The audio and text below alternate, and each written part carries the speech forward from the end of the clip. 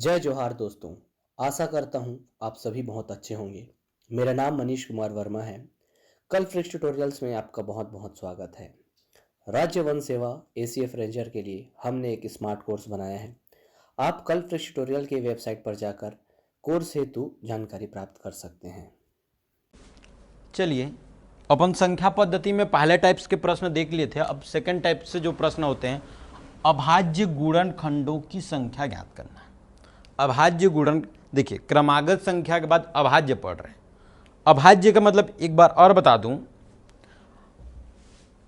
अभाज्य संख्या वे संख्या है जो एक और स्वयं को छोड़कर किसी अन्य संख्या से भाग नहीं जाती।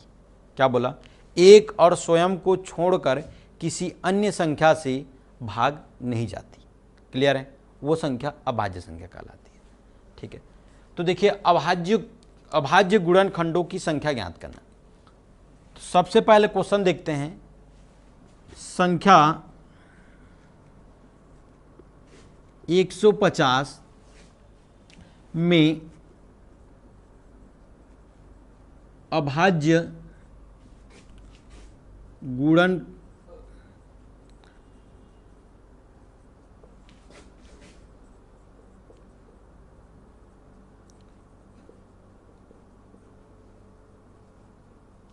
चलिए ध्यान दीजिएगा, क्या बोला है? संख्या 150 में अभाज्य गुणनखंडों की संख्या ज्ञात कीजिए। अब देखिएगा, आपको क्लियर करा दूं, अभाज्य गुणनखंड में तोड़ना है। कैसे तोड़ना है? अभाज्य गुणनखंड में जैसे अपन हल करें, देखिएगा 150 दिख रहा है, इसको हल करूं गुणनखंड में तो 75 गुणा 2 150 हुआ। अब इसको आगे क्या बोल सकते हो? 75 को 25 गुणा 3, 25 या 75 गुणा 2। देखिएगा, सबसे छोटा अभाज्य 2 था, इसलिए मैं 75 दूने 150 किया। अब 25 या 75 दूसरी छोटी संख्या क्या मिल रही है मेरे को? यहां दिख रहा है, क्या दिख रहा है? 3 अभाज्य है। अब देखिएगा 25 अभाज्य कैसा हो जाएगा? 5 का वर्ग, इधर देखिएगा 3, इधर देखिएगा 2। यहां घात क्या दिख रहा है? 1, यहां घात क्या दिख रहा है? 1। तो 2, एक 3 और एक 4। तो कितने अभाज्य गुणनखंडों की संख्या ज्ञात कीजिए। तो देखिएगा 2 + 1 + 1 कितने हो गए? 4। तो अभाज्य गुणनखंडों की संख्या क्या हो गई? 4। अभाज्य गुणनखंडों की संख्या क्या हो गई? 4। ये आपके आंसर है। ठीक है, चलिए अपन ये तरीका अपनाते, 150 को ये तरीका अपनाते। क्यों ये तरीका अपनाते? अभाज्य से भाग कीजिए, केवल अभाज्यों से भाग कीजिए। अब अभाज्य, सबसे छोटा अभाज्य कितना हुआ? 2। कितना टाइम गया? 75। अब क्या है? 2 से तो जाएगा नहीं, 3 से चला जाएगा, कितना हुआ? 25 या 75। अब 5 से जाएगा 5, और कितना हुआ? 1 बार। तो देखिएगा 1 2 3 4 कितनी बार में गए? 4 बार में। कितनी बार में गए? 4 बार में। 1 2 3 4। तो कितने अभाज्य गुणनखंडों की संख्या बनी? 4। ये आपका आंसर। एक बार देख लीजिएगा, आया समझ में? आगे बढ़े, एक बार और बताऊं, कोई बात नहीं। 150 था तो 75 गुणा 2 क्या? 75 को 25 या 75 क्या? देखिए 75 दूने 150, 25 या 75। और देखिए 5 का वर्ग, ये 3, 5 का वर्ग मतलब 2 हुआ, 1 और यहां से 1, टोटल कितने हुए? 4। तो अभाज्य गुणनखंडों की संख्या कितनी हो गई? 4। क्लियर है? चलिए इसी कड़ी में थोड़ा आगे बढ़ते हैं। एक क्वेश्चन अलग लेते हैं। एक क्वेश्चन किस टाइप से अलग लेते हैं? सोचते हैं कुछ अलग टाइप से प्रश्न। जैसे लिख दिया जाए कि 323 का अभाज्य गुणनखंडों की संख्या, अभाज्य गुणनखंडों की संख्या ज्ञात कीजिए। ठीक है, तो देखिएगा 323 दिख रहा है, अपन के पास 323 दिख रहा है।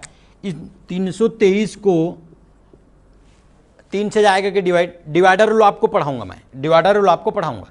तो सबसे पहले देखिए ये 3 से जाएगा क्या, नहीं जाएगा। ये जा सकता है 17 से, ठीक है, ये 17 से जा सकता है, ठीक है, तो 17 से कर लेते हैं, ठीक है। देखिए 2 2 3 5 7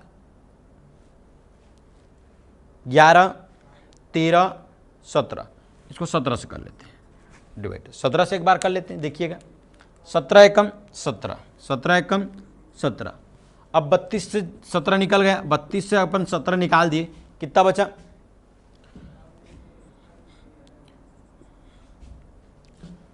15 बाकी, इधर कितना हुआ 53, 153। अब 17 नहीं यहाँ करूँ, 17 नहीं यहाँ करूँ तो कितना हो जाएगा 153, 17 नहीं कितना हो जाएगा 153। अब ये 19 खुद अभाज्य है, 19 खुद अभाज्य है, तो 19 से कम 19। तो देखिए इसके कितने अभाज्य गुणनखंड बने, 2, 17 की घात 1 गुणा 19 की घात 1, 1 + 1 बराबर कितने अभाज्य गुणनखंड बने, 2।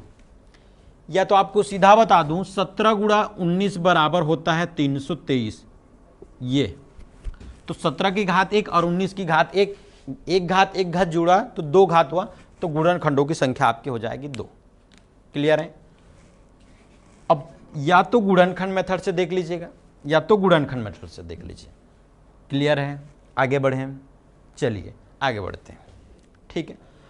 अब ये देखा जाए कि थोड़ा बड़ा संख्या रहता, थोड़ा सा बड़ा संख्या रहता, थोड़ा सा इससे बड़ा संख्या रहता, जैसे 3500 ले लेते हैं।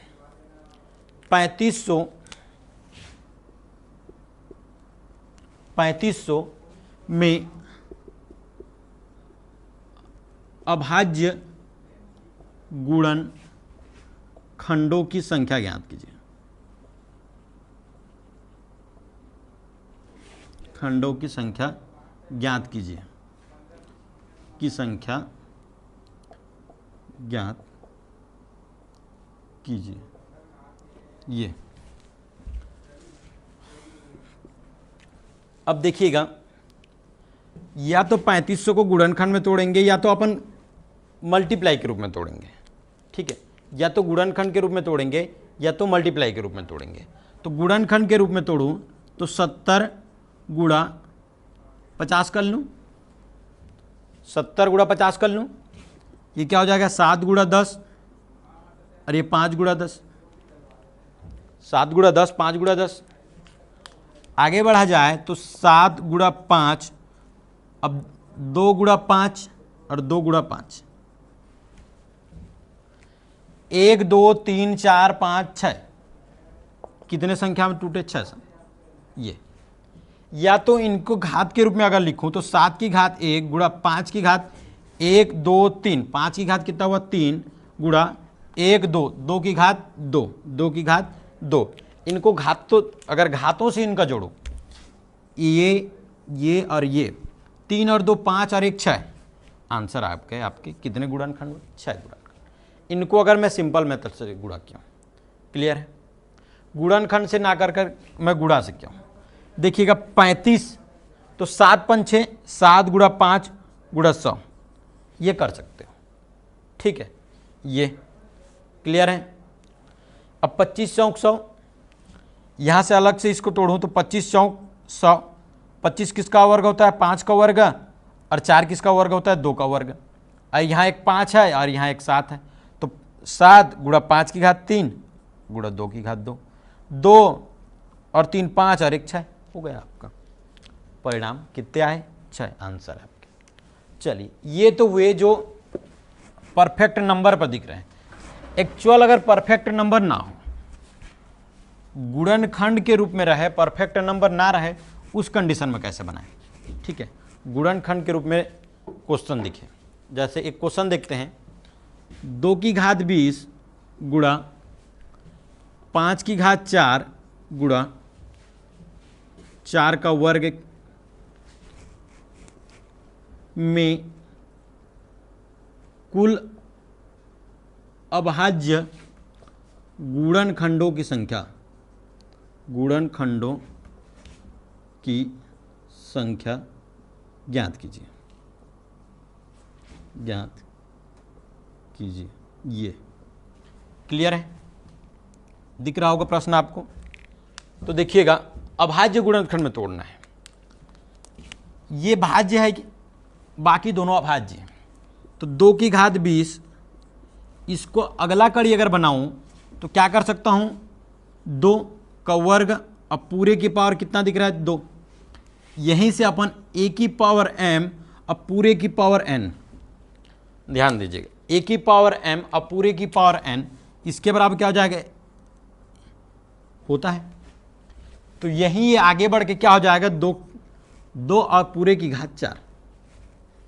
क्लियर है, देख लीजिएगा एक बार, देख लीजिए 2 की घात 20 और इसको 2 का वर्ग करूं और पूरे का वर्ग है तो 2 2 m इंटू एन, 2 गुणा 2। क्लियर है।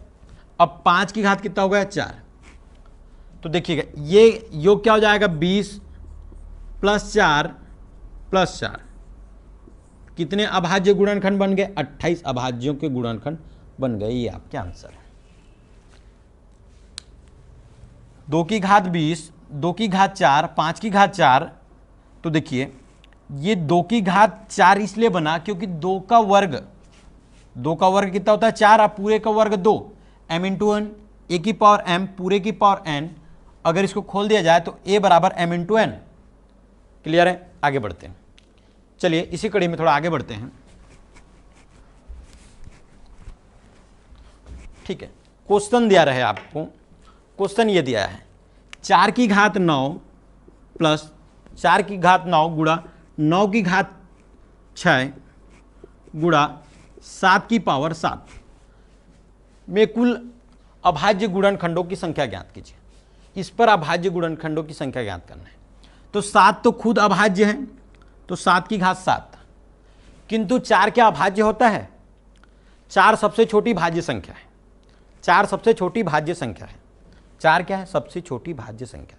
तो इसको अभाज्य में तोड़ूं तो 2 का वर्ग अब पूरे की घात क्या हो जाएगी 9।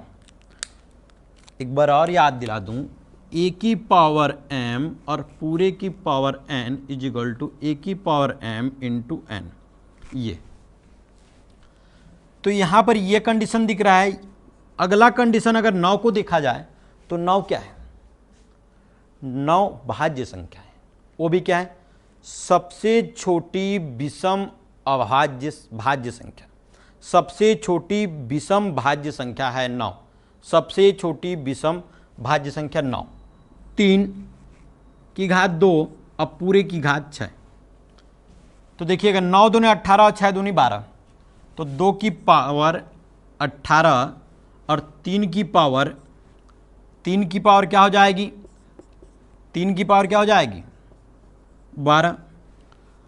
कुछ नहीं करना है, केवल और केवल इनके घातों का योग कर लीजिए। 12 प्लस 18 प्लस 7, 12 18 30 7 37, ये आपके कितने गुणनखंड बनेंगे, 37 गुणनखंड बनेंगे। ये आपके परिणाम मिलेंगे। क्लियर है। चलिए ऐसे ही मैथ को देखते रहिएगा। और क्या है, जब तक आप सीखने के लिए ललक पैदा नहीं करोगे तब तक मैथ नहीं सीखोगे। तो सीखने के लिए ललक उत्पन्न कीजिए, जरूर मैथ सीखोगे। ये आपके संख्या पद्धति के दूसरे टाइप से के प्रश्न हो गए हैं।